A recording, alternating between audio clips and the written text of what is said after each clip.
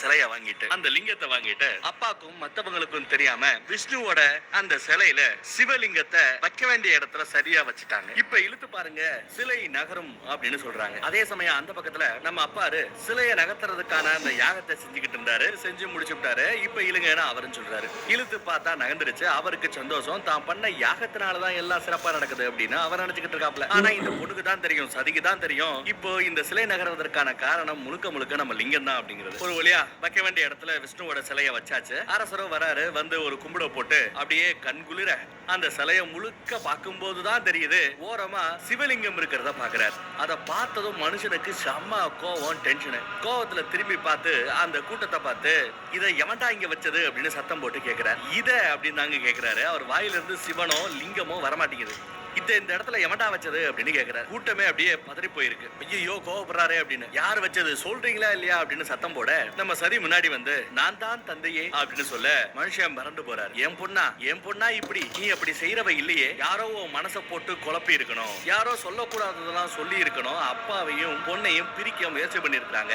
யார் அந்த சேட்டையை பண்ணது? என் பொண்ணோட மனசை கெடுத்தது யாரியா அப்படின்னு சத்தம் போட அதே சமயம் அந்த பக்கத்துல இருந்து ஒரு 10-20 முனிவர்கள் வராங்க. நம்ம சிவனை கும்பிடக்கூடிய போன பாட்டுல சதிக்கு நிறைய சிவன் சம்பந்தப்பட்ட விஷயங்களை சொல்லி கொடுத்தாரு இல்லையா ஒரு குருநாதர், அவர் வரார். ஓ நீர்தானா? என் பொண்ணு பூவை பிடுங்க போன இடத்துல நீதான் ஏதோ பேசி சொல்லக்கூடாதெல்லாம் சின்ன பொண்ணு மனசுல சொல்லி இப்படி ஏதோ பண்ணி வச்சிருக்கிற அப்படின்னு. அதுக்கு அவரு இல்ல நீங்க தான் தப்பு பண்றீங்க, எல்லாமே சரியா செய்ய வேண்டிய இடத்துல சிவனை கடவுளா ஏற்க மறுக்கிறீங்க, அவருக்கு கொடுக்க வேண்டிய அந்த மரியாதையை கொடுக்க மறுக்கிறீங்க அப்படின்னு குருநாதர் சொல்ல அதுக்கு இவர் காண்டாயி என்ன உங்களுக்கு தெரியாதா, எங்க அப்பன் பிரம்மனை சபிச்சவன் அந்த சிவன், அந்த ஆள நான் கும்பிடுறதா முடியவே முடியாது அப்படிங்கிறாப்ல. அதே சமயம் இந்த பக்கம் பொண்ணை பார்த்து பொண்ணே மன்னிச்சுக்கமா என் தப்புட்டேன், அவர் யாரு என்னன்றத உன்ட்ட சொல்லி வளர்த்திருக்கணும். அந்த ஆள் யார் தெரியுமா? உடம்பு முழுக்க செத்து போனவங்களோட சாம்பலை எடுத்து சுட்ட சாம்பலை எடுத்து பூசிக்கிட்டு அங்கேயும் இங்கேயும் பிச்சை எடுத்து தின்று வாழ்றவன். அரக்கர்களும் அசுரர்களும் அகோரிகளும் சூழ நின்று அவனை எப்ப பார்த்தாலும் கும்பிட்டுக்கிட்டே இருப்பாங்க. இப்பேற்பட்ட ஒருத்தனை போய் நான் கடவுளா ஏத்துக்க முடியுமா, கும்பிட முடியுமா அப்படின்னு இவர் எடுத்து சொல்றாரு. அதே சமயம் அந்த குருநாதரோ இல்ல நீங்க கடவுளா ஏத்துக்கிறதுக்கு ஆடை ஆபரணங்கள் சூழ மிகப்பெரிய மாளிகையில செல்வம் செழிக்க இருக்கணும் அப்படின்னு அவசியம் இல்ல. சொல்ல போனா சிவனை கும்பிடுறது அப்படிங்கிறது ரொம்ப ஈஸி. அகோரிகள் கும்பிடுற மாதிரியே வெறும் சாதாரண வில்வ இலைய வச்சு சிவனை குளிர்விக்க முடியும், சிவனை தியானம் பண்ண முடியும் அப்படின்னு சொல்றாப்ல. ஒத்த வில்வ இலைக்கே காட்சி தரக்கூடியவர் என் கடவுள் சிவன் அப்படின்னு சொல்றாப்ல. ஓ ஒத்த வில்வ இலை போதுமா, எடுத்துட்டு வாங்கடா அந்த வில்வ இலைய அப்படின்னு நம்ம அரசர் நம்ம தகப்பரு சத்தம் போடுறாப்ல. வில்வ இலைய கேட்கிறார். எது கேட்கிறார் தெரியல. ஏழா அவர் கைக்கு வந்ததும் அதை தான் பொண்ணுகிட்ட கொடுத்துட்டு ஒத்த வில்வ இலைய போட்டு கூப்பிட்டா அந்த சிவன் வருவானாமே, எங்க போட்டு கூப்பிடு அந்த ஆளு வராரான்னு பாப்போம். இப்பயே இங்க இருக்கிற எல்லா சிவபக்தர்கள் மூஞ்சிலையும் கரிய பூச போறேன், நீ கூப்பிடு அந்த ஆளு வரமாட்டான், இவங்க மூஞ்சில நான் கரிய பூசுறேன் அப்படிங்கிறார். அதே சமயம் அந்த வில்வ இலைய வாங்குறதுக்கு இவங்க யோசிச்சுக்கிட்டு இருக்கிற சமயம் நம்ம குருநாதர் வந்து அந்த வில்வ இலைய வாங்கி இந்த பொண்ணு கையில கொடுத்துட்டு மனசார அந்த சிவனை கூப்பிடு, கண்டிப்பா அவர் வருவாரு, உனக்கு காட்சி தருவாரு அப்படின்னு சொல்லி எடுத்து கொடுக்க இவங்களும் அதை வாங்கிக்கிட்டு மனசார அந்த வில்வ இலைய வாங்கிக்கிட்டு சிவனே போற்றி சிவனே போற்றி சிவனே போற்றி அப்படின்னு அப்படியே கும்பிட ஆரம்பிக்கிறாங்க. அப்படி அவங்க கும்பிட ஆரம்பிச்சதும் அந்த இடமே ஒரு மாதிரியா மாறுதுங்க. திடீர்னு காத்து பனி புயல் லைட்டா வீச ஆரம்பிக்குது. ஒரே புகமூட்டமா இருக்கு உள்ள. இந்த பக்கம் சதி மெய்மறந்து போய் அந்த ஆண்டவனை நம்ம சிவனை கூப்பிட்டுக்கிட்டு இருக்காங்க. கூப்பிட்டு கண்ணை முழிச்சு பாக்குறாங்க. சிவன் வந்துட்டாரா அப்படின்னு சுத்தியும் முத்தியும் பாக்குறாங்க. பார்த்தா வானத்துல இருந்து ஏதோ ஒரு புகை மாதிரி ஒண்ணு அப்படியே கீழே லேண்ட் ஆற மாதிரி தெரியும். அதை பார்த்ததும் எல்லா பேரும் குறிப்பா முனிவர்கள் எல்லாம் அவங்க கிட்ட இருந்த அந்த சாம்பலை எடுத்து வானத்துல வீசி ஆட்டம் பாட்டம் கொண்டாட்டம்னு கொண்டாட ஆரம்பிச்சாங்க. சிவா சிவா சிவான்னு கத்துறாங்க. அந்த புகமூட்டத்துக்கு மத்தியில லைட்டா ஒரு உருவம் தெரியுது. பக்தியில முக்தி அடைந்த முனிவர்கள் எல்லாம் ஆட்டம் போட்டுக்கிட்டு இருக்க அறகுறையா தெரியுற அந்த உருவத்தை நோக்கி நம்ம சரி அப்படியே நடந்து போறான். எதுக்க அறகுறையா தெரியுற அந்த உருவத்துல பாதி உருவம் தான் இவ்வளவு நேரம் தெரிஞ்சுக்கிட்டு இருந்தது. இப்போ ஓரளவு முழு ரூபமும் தெரிய ஆரம்பிக்குது. கையில வச்சிருக்கக்கூடிய அந்த சூலாயுதமும் தெரியுது. நம்ம அரசர் அரசி எல்லா பேரும் மிரண்டு போறாங்க. ஒருவேளை சிவன் வந்துட்டாரோ அப்படின்னு பாக்குறாங்க. பார்த்தா இருட்டா தெரிஞ்ச அந்த சிவனோட முழு சொரூபத்தை அந்த பகல் வெளிச்சத்துல நம்ம சதி முதன்முறையா அந்த சிவனை பார்க்கிறான். எல்லாரும் அந்த காட்சியை பார்த்து மிரண்டு போய் நிக்க சதி மட்டும் சும்மா கம்பீரமா முன்னாடி மெய்மறந்து நடந்து போறாங்க. இன்னும் பக்கத்துல போனதும் மூடி இருந்த நம்ம சிவனோட கண்கள் திறக்கிறது. முதோ தடவையா சிவன் சதியை பார்க்கிறார், சதி சிவனை பார்க்கிறார். அந்த பக்கம் சிவனோட முகத்துல புன்னகை, இந்த பக்கம் சதியோட முகத்துல ஆனந்த கண்ணீர் முதல்ல வருது. அதுக்கப்புறம் தான் ஆனந்தம் வெளியில வருது. அதே சமயம் குறுக்கால புகுற நம்ம அப்பாரு இன்னும் நம்ம சிவனை ஏத்துக்க மறுக்கிற. அந்த பக்கம் நம்ம சிவன் என்னதான் உனக்கு பிரச்சனை அப்படின்னு விசாரிச்சா தன்னோட கடவுள் விஷ்ணு தான் பெருசுங்கணும், தான் தான் பெரிய வரணும், தனக்கு பிடிச்ச கடவுளுக்கு தான் பிரம்மாண்டமான சிலைகளை படைப்பேன் அப்படின்னும் அது இதுன்னு தற்பெருமை பேசிக்கிட்டே திரியிறாப்ல நம்ம நம்ம தகப்பன். இதுல நம்ம சிவனுக்கு காண்டாயிருது. கோவத்துல என்ன பண்ணிராப்ல, இங்க பாரியா, தர்மத்தின் பேரை சொல்லி சொல்லி சொல்லியே இங்க நிறைய அநீதி நடந்துகிட்டு இருக்கு. எப்பெல்லாம் தர்மத்தின் பேரை சொல்லி அநீதி தலைதூக்குகிறதோ அப்போதெல்லாம் நான் அவதரிப்பேன். எல்லை மீறி என்னைக்கு அந்த அநீதி போதோ அன்னைக்கு நான் வருவேன். அப்புறம் இருக்கியா கொய்யால உங்களுக்கு எல்லாம் அப்படின்னு சொல்லிவிட்டு சிவன் போயிடுறார். இதுல நம்ம அப்பாரு ரொம்பவே கோவப்பட்டுறாப்ல. இந்த பக்கம் பொண்ணை பாக்குறாரு கோவத்தோட. அப்ப அந்த பொண்ணு சொல்றாங்க, இல்லப்பா இந்த சிலை நீங்க ரொம்ப அழகா சிறப்பா பெருசா செஞ்சீங்க விஷ்ணுவோட சிலையை. ஆனா உள்ள கொண்டு வர முடியலையே, நகர்த்த முடியலையே. இது உங்களுக்கு ஒரு பெருத்த அவமானமே. இந்த அவமானத்துல இருந்து உங்களை காப்பாற்றணும்ன்ற ஒரே நோக்கத்துக்காக தான் சிவலிங்கத்தை எடுத்து தான் வச்சதாகவும் யாரும் என்ன வற்புறுத்தல அப்படின்னு எடுத்து சொல்றாங்க. இருந்தாலும் அப்பாரு கோவப்படுறாரு. என்னதான் இருந்தாலும் நீ மனசுருகி கூப்பிட அந்த சிவனே வந்துட்டாரு அப்படின்னா அந்த லெவலுக்கு நீ கூப்பிட்டுருக்க. எனக்கு வேண்டாதவன் அவனை நீ கூப்பிட்டு என் வீட்டு வாசல் வரைக்கும் கொண்டு வந்திருக்க. இதுக்கு தண்டனை உனக்கு இருக்கு அப்படிங்கிறார். அதுவும் என்ன மாதிரி தண்டனை தெரியுமா? 1,00,000 தாமரை மலர்கள்ல விஷ்ணுவோட நாமத்தை எழுத சொல்லி, அதுவும் எத்தனை தடவை, 1,00,000 தடவை எழுத சொல்லி தண்டனை கொடுக்கிறாரு தன்னோட பொண்ணுக்கு.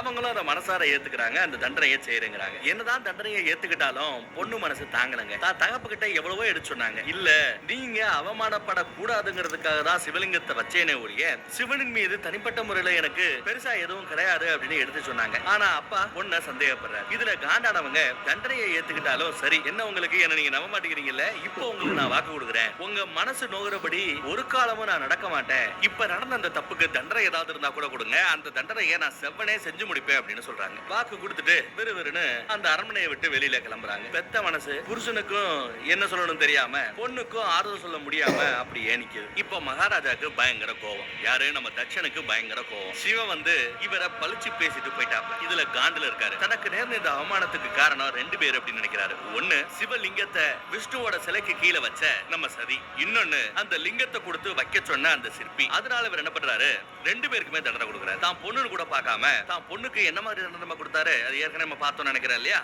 1,00,000 தாமரை மலர்கள் எடுத்து அதுல விஷ்ணுவோட நாமத்தை எழுதணும். இதுதான் தான் பொண்ணுக்கு இவர் கொடுத்த தண்டனை. அதே சமயம் அந்த சிலையை எடுத்து கொடுத்த சிற்பி இருக்காரு இல்லையா, அவருக்கு கொடுக்கப்பட்ட தண்டனை என்னன்னா, அவரோட சொந்த பந்தம் கூட பழகினவன் பழகாதவன் அத்தனை பேரையும் கொத்தா தூக்கிட்டு வாங்கடா. அவங்க எல்லாம் இங்க வந்ததுக்கு பிறகு அவங்களுக்கான தண்டனை என்னங்கறத தான் சொல்றதாவும் சொல்றாரு. சோ சிற்பிகளை தூக்கிட்டு வர்றதுக்காக காவலர்கள் போயாச்சு. இந்த பக்கம் சப்த ரிஷிகள்ல தலைமை ரிஷியான மகாரிஷி, அவரு ஜாதகத்தெல்லாம் எதிர்காலத்தெல்லாம் கடிச்சுக்கிட்டு இருக்காரு. யாருக்கு இதெல்லாம் பாத்துக்கிட்டு இருக்கீங்கன்னு பக்கத்துல இருக்கிற நம்ம நல்ல ரிஷி ஒருத்தவர் பாப்ல அவரை விசாரிக்கிறார். அதுக்கு இந்த மகாரிஷி, இல்ல சதியோட எதிர்காலத்தையும் நம்ம மன்னரோட எதிர்காலத்தையும் தான் நான் கொஞ்சம் ஆரணம் பார்த்த வகையில 2 பேருக்குமே ஜாதகம் சரியில்லை. ஏதோ ஒரு பெரிய ஆபத்து வருமோன்னு தோணுது.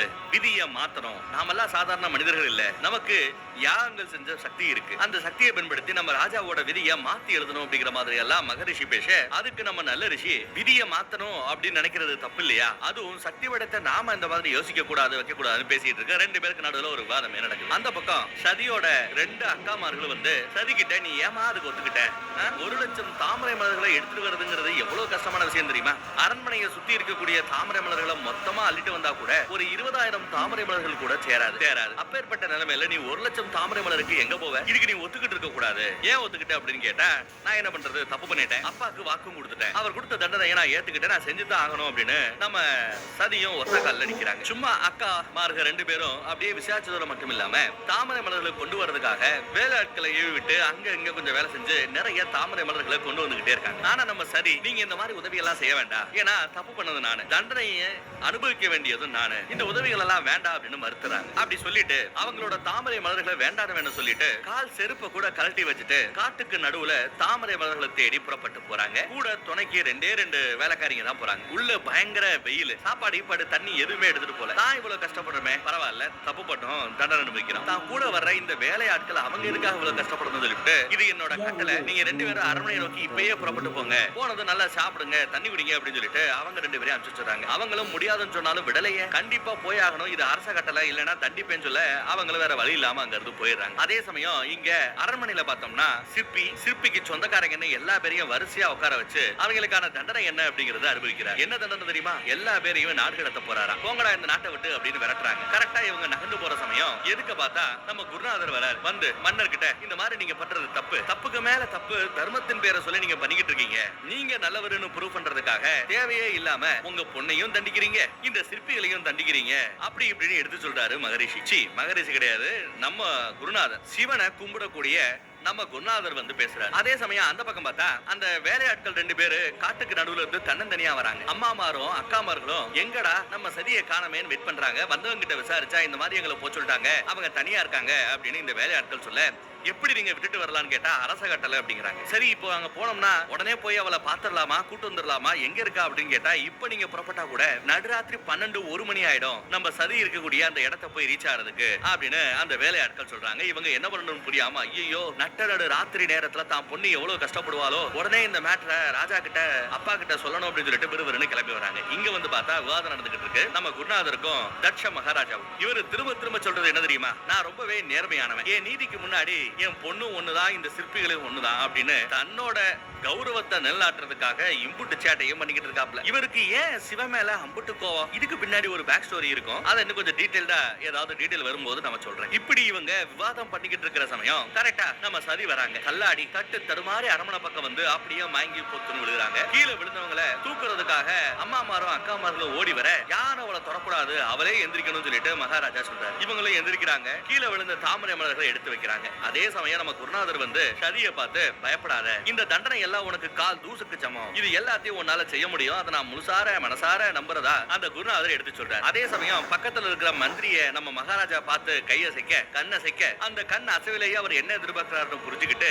ஆஹா சிற்பிகள் எல்லாம் உடனே இடத்த காலி பண்ணுங்க, உங்களுக்கு 24 மணி நேரம் டைம் கொடுக்குறோம், அந்த 24 ஹவர்ஸ்க்குள்ள எல்லாம் அவங்க குடும்ப குட்டி எல்லாம் கூட்டிக்கிட்டு உங்க உடைமையெல்லாம் எடுத்துக்கிட்டு இந்த நாடை விட்டு வேற ஒரு நாடை நோக்கி போகணும், எல்லையை தாண்டி போகணும், இல்லைன்னா தண்டனை இன்னும் கொடுமையா இருக்கும் அப்படின்னு சொல்லி தண்டனையா அறிவிச்சிடறாங்க. ஒரு நாள் டைமா, அதுக்குள்ள எல்லாத்தையும் காலி பண்ணிட்டு போகணுமா. அங்க ஒண்ணும் பயப்படாதீங்க, நான் இருக்கிறேன் அப்படின்னு சொல்லிட்டு சிவனை கும்பிடக்கூடிய நம்ம குருநாதர், ஏன் பின்னாடி வாங்க, எல்லா வல்ல அந்த சிவங்கிட்டயே உங்களை கூட்டு போறேன், உங்களுக்கு நல்லது நடக்கும் அப்படின்னு கூட்டு போறாரு. இந்த பக்கம் நம்ம சதி கட்டில வந்து அப்படியே படுத்து கிடக்காங்க. காடு பார்த்தா பயங்கரமா புண்ணாய் போய் கிடக்குங்க. சொந்த எல்லாம் சேர்ந்து மருந்து எல்லாம் போட்டு விட்டுட்டு இந்த அநியாயத்தை யாராலையும் தட்டி கேட்க முடியாதா அப்படின்னு பேசிட்டு இருக்காங்க, வருத்தப்பட்டுக்கிட்டு இருக்காங்க. சம்பந்தப்பட்ட அந்த அம்மாமா இருக்காரு இல்லையா, அவங்களே சொல்றாங்க, என்ன பண்றது, தட்சனுக்கு மகளா பிறந்துட்டாலே தட்சனோட கௌரவத்தை காப்பாத்துறதுக்கு இவ கஷ்டப்படணும்னு விதி அப்படின்னு பேசுறாங்க. அந்த பக்கம் நம்ம சதியோட மூத்த அக்கா, அவங்க எப்பவுமே சிவப்பு கலர் ட்ரெஸ்ல தான் வருவாங்க. அவங்க விறுவிறுன்னு போய் மகரிஷி கிட்ட, இவங்களோட சப்த ரிஷிகள் இருக்காங்கல்ல, இவங்க எல்லாம் யாரு, விஷ்ணுவை கும்பிடுறவங்க, அவங்களோட தலைவன் தான் இந்த மகரிஷி. மகரிஷிட்ட போய், உங்களுக்கு தெரியாத ஒண்ணும் இல்ல, ஏன் இப்படி அப்பாக்கும் பொண்ணுக்கு நடுவுல சண்டை பஞ்சாயத்தெல்லாம், இந்த தண்டனை வேண்டாமே, அப்பா கிட்ட நீங்க சொன்னா அவர் கேட்பாரு அப்படின்னு பேசுறாங்க. அதுக்கு இவரு அப்படியே அந்த ராஜா மாதிரியே அவரோட கௌரவத்தை காக்கணும் அப்படின்னா இந்த தண்டனையை உங்க தங்கச்சி ஏத்துக்கிட்டு தான் ஆகணும், செஞ்சுதான் ஆகணும், அப்பதான் நீதி தவறாதவர் அப்படிங்கிற பேரு உங்க அப்பா இருக்கு நிலைக்கும் அப்படிங்கிற மாதிரி அவரே எடுத்து சொல்லிக்கிட்டு இருக்காரு. அட போங்கயா, உங்க நீதியும் கௌரவமும் சொல்லிட்டு அந்த பொண்ணு போயிடுது. பூலோகத்தையே காமிச்சிட்டு இருந்தான் இல்ல, அப்படியே அங்க கட் பண்ணி இந்த பக்கம் நம்ம விஷ்ணு குடிகொண்டு இருக்கக்கூடிய அங்க என்ன நடக்குதுன்னு காமிக்கிறாங்க. மகா விஷ்ணுவா மகாபாரதத்துல நம்ம எல்லாத்துக்கும் பரிச்சயமான இவரை தவிர வேற யாரையுமே இந்த கேரக்டருக்கு போட்டா நமக்கு பார்க்க பிடிக்காது. இந்த சிவனோட கதையில கூட இவர் தாங்க விஷ்ணு வேஷத்துக்கு வந்திருக்காப்ல. அவரு பள்ளி கொண்டு இருக்கிறார். அதே சமயம் நம்ம பிரம்மரு அங்க வராரு. வந்து விஷ்ணுக்கு ஒரு வணக்கத்தை போட்டுட்டு அமைதியா இருக்காரு. ஏன் இவ்வளவு சோகமா இருக்கீங்க, என்ன செய்தி அப்படின்னு நம்ம விஷ்ணு விசாரிக்கிறாரு. இப்பதாங்க நம்ம பிரம்மர் என்ன ஏதுங்கிற அந்த பிளாஷ்பேக் ஸ்டோரியை சொல்றாரு. அதுவும் லைட்டா தான் சொல்றாரு. என்னோட புள்ள, எனக்கு ரொம்ப பிடிச்ச புள்ள, எனக்கு பிறந்தவன் அந்த தட்ச மகாராஜா, அவனை நான் தான் இந்த பிரபஞ்சத்துக்கே கணக்கெழுதக்கூடிய பிரஜாதிபதி அப்படிங்கிற அந்த போஸ்டிங்க கொடுத்தேன். நான் இந்த உலகத்துல இருக்கக்கூடிய எல்லா ஆக்க பிறந்தவன் ஆக்கிக்கிட்டு இருப்பேன். அதே சமயம் மெயின்டெனன்ஸ் ஒர்க்க பாத்துக்கிட்டு இருந்தது என் புள்ள அந்த தட்சன் தான். இருந்தாலும் ஒரு ஃபேமிலி வட்டத்துக்குள்ள சிக்கி என் புள்ள தவிக்கிறான். நல்லவன் தான், இருந்தாலும் தடமாறி போற மாதிரி தெரியுது, என்ன பண்ணணும் எனக்கு ஒண்ணும் புலப்பட மாட்டேங்குதுங்கிற மாதிரி நம்ம பிரம்மதேவர் தான் புள்ள தட்சனை பத்தி எடுத்து சொல்லிட்டு இருக்காரு, வருத்தப்பட்டுக்கிட்டு இருக்காரு. ஏன் விதி இப்படி விளையாடுது அப்படின்னு நம்ம பிரம்மதேவர் கேட்க, அதுக்கு நம்ம மகாவிஷ்ணு, உலகத்தை படைச்சவரே நீங்க தான், உங்களுக்கு தெரியாதது ஒண்ணும் இல்லையே, நீங்களே அந்த காரணத்தை சொல்லலாமே அப்படின்னு சொல்ல பிரம்மதேவரே சொல்றாரு, ஆமா ஆமா, நானும் அந்த பழைய கதையை நினைக்க வேண்டாம்னு நான் நினைச்சேன், ஆனா இப்ப விதி வந்துருச்சு. ஒண்ணு இல்லங்க, நம்ம பிரம்மர் ஒரு காலகட்டத்துல இந்த 3 உலகத்தையும் படைச்சது நான் தான் கடவுளுக்கெல்லாம் கடவுள் அப்படின்னு சொல்லி தெரிஞ்சார். இதுல காண்டான நம்ம சிவன் வந்து, என்னையா ரொம்ப ஓவரா தான் அகங்காரத்துல ஆடிக்கிட்டு இருக்க அப்படின்னு சொல்லிட்டு பிரம்மாவை சபிச்சிடுறாரு. இனிமே பிரம்மதேவருக்குன்னு இங்க எதுவுமே புதுசா கோயில்கள் கட்டப்படாது, பூலோகத்தில் இருக்கிற யாருமே பிரம்மதேவரை கும்பிட மாட்டாங்க, இவருக்கு கும்பாபிஷேகம் கிடையாது, அபிஷேகம் கிடையாது, ஆராதனை கிடையாது அப்படின்னு சபிச்சிருவாரு. அது மட்டும் இல்லாம அகங்காரத்துல ஆடிக்கிட்டு இருந்த நம்ம பிரம்மதேவருக்கு அப்போ மொத்தமா 5 தலைகள் இருந்தது. அதுல ஒரு தலையை நம்ம சிவன் வெட்டி எடுத்துருவாப்ல. அதுக்கப்புறம் தான் இவர்கிட்ட இருந்த அந்த அகங்காரம் அப்படிங்கிற அந்த குணம் போய் ஒரு நல்ல பிரம்மதேவரா உருவெடுத்தார், திருந்தினார். அதுக்கப்புறம் இவருக்கு மொத்தம் 4 தலை தான். நல்லா பாத்தீங்கன்னா 3 தலை தான் தெரியும், ஏன்னா இன்னொரு தலை தொடனைக்கு பின்னாடி இருக்கு, அதை மோஸ்ட்லி காமிக்க மாட்டாங்க. ஆக்சுவலி பிரம்மருக்கு இப்போ 4 தலைகள் அப்படிங்கறத ஞாபகம் வச்சுக்கோங்க. ஒரு தலைய வெட்டினதும் எனக்கு அகங்காரம் போயிடுச்சு. ஆனா இந்த சம்பவத்தை ரொம்ப பர்சனலா என் புள்ள எடுத்துக்கிட்டான். எப்படி எங்க அப்பாவை இந்த மாதிரி சபிக்கலாம்? சபிக்கிறதுக்கு அந்த சிவன் யாரு அப்படின்னு சொல்லிட்டு மேட்டரை பர்சனலா எடுத்துக்கிட்டு சிவன் மேல கோவப்பட ஆரம்பிச்சுட்டான் என் புள்ள. இதுவே சிவனுக்கும் என் புள்ளைக்கும் ஒரு பெரிய ஒளிய சிவனை இப்படி வெறுக்கிறான் அப்படின்னு வருத்தப்பட்டு சொல்லிட்டு இருக்காரு பிரம்மதேவர். அதே சமயம் பிரம்மாவோட இன்னொரு பிள்ளையான நம்ம நாரதரும் அங்க வராரு. அவர் ஒரு டவுட்டை கேட்கிறாப்ல, மன்னிச்சுக்கங்க, ஒரு உங்களுக்கு 5 தலை இருந்துச்சு. சோ ஒரு தலைய அகங்காரத்துக்காக நீங்க விட்டீங்க, மீதி 4 தலை உசுரோட இருக்கீங்க. ஆனா எங்க அண்ணன் தட்சனுக்கோ இருக்கிறதோ ஒரே ஒரு தலை, அதை வெட்டிட்டா பயப்புள்ள போய் சேர்ந்துருவானே அப்படின்னு நக்கல் பண்றாரு. அதே சமயம் இவங்க பேசிட்டு இருக்கும்போது நம்ம மகாலட்சுமி அங்க அப்படியே உதிக்கிறாங்க. என்ன மறந்துட்டீங்க, என்ன விட்டு நீங்க மீட்டிங்க போட்டுட்டு இருக்கீங்கன்னு வந்து நிக்கிறாங்க. மகாலட்சுமி, நீ வராம எந்த இடத்துலயுமே ஒரு தீர்வு கிடைக்காதே, பாவா நீ வரலன்னா நானே உன்னை கூப்பிட்டு இருப்பேன் அப்படிங்கிறாரு நம்ம மகாவிஷ்ணு. லட்சுமியும் ஒண்ணு இல்ல, நடக்கிறது எல்லாம் நன்மைக்கு தான், மறந்துட்டீங்களா? முன்னொரு காலகட்டத்துல நம்ம சிவன் என்னதான் முற்றும் துறந்தவராக இருந்தாலும் கூட மனிதர்களுக்கு அவர் ஒரு வாக்கு கொடுத்திருக்கிறார். இதே மனித குலத்தில இருந்து ஒரு மனுஷிய தான் கல்யாணம் பண்ணிப்பேன் அப்படின்னு வாக்கு கொடுத்திருந்தார். அந்த வாக்கை நிறைவேற்றுறதுக்காகத்தான் இப்போ இதெல்லாம் நடந்துகிட்டு இருக்கு. சதி சிவனுக்காகவே பிறந்தவ அப்படின்னு நம்ம மகாலட்சுமி விஷ்ணுவோட பொண்டாட்டி எடுத்து சொல்லிட்டான். ஆமல்ல அப்படின்னு இவங்களுக்கு கொஞ்சம் லேட்டா உரைக்குது. சோ நடப்பதெல்லாம் சரியாகவே கரெக்டாகவே நடந்து கொண்டிருக்கிறது. சதி அடிக்கடி சிவனை பார்த்தாச்சு, ஏதோ ஒரு ஈர்ப்பு சதியை ஈர்க்குது. அதே சமயம் அந்த பக்கத்துல சிவனுக்கும் சதி மேல ஒரு ஈர்ப்பு ஏற்படணும், அதுக்கு தான் கொஞ்சம் டிலே ஆகிட்டு இருக்கு. அதுவும் நல்லபடியா நடக்கும்னு எதிர்பார்க்கறதா நம்ம மகாலட்சுமி சொல்லிட்டு போயிடுறாங்க. அந்த பக்கம் நம்ம சதி நல்லா தூங்கிக்கிட்டு இருக்கும் போது திடீர்னு ஒரு கனவுங்க. கனவுல இவங்க விறுவிறுன்னு நடந்து போறாங்க. எதுக்க பார்த்தா இமயமலை கைலாய மலை தெரியுது. அந்த கைலாய மலையோட ஆகாயத்துல திடீர்னு ஒரு உருவம் தோணுது. அந்த உருவம் இருட்டுக்கு மத்தியில ஒரு பயங்கரமா ஒரு பரதநாட்டியத்தை ஆடிக்கிட்டு இருக்கு. அந்த உருவத்தை நல்லா ஒத்து பார்த்தா தெரியும், அந்த உருவத்தில் ஒரு பாதி ஆணாகவும் இன்னொரு பாதி பெண்ணாகவும் இருக்கு. சோ ஆண் பாதி பெண் பாதின்னு இருக்கிற அந்த உருவத்தோட அந்த நாட்டியத்தை பார்த்து இவங்க அப்படியே ஒரு பயந்து